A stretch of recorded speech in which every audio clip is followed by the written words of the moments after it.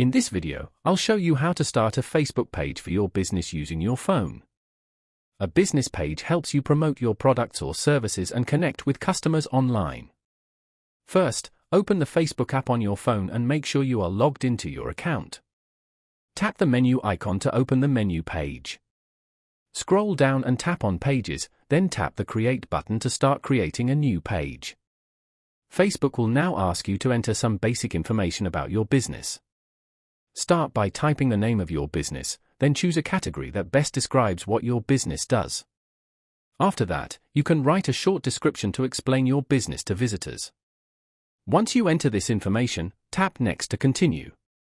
Now you can add a profile picture and a cover photo for your page. It's a good idea to use your business logo as the profile picture and a clear banner image as the cover photo. After adding the images, tap Done to finish setting up your page. Your business page will now be created and you can start posting updates, photos, and information about your products or services.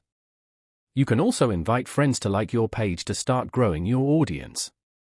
If this video helped you, don't forget to like the video and subscribe to the channel for more helpful tech tutorials.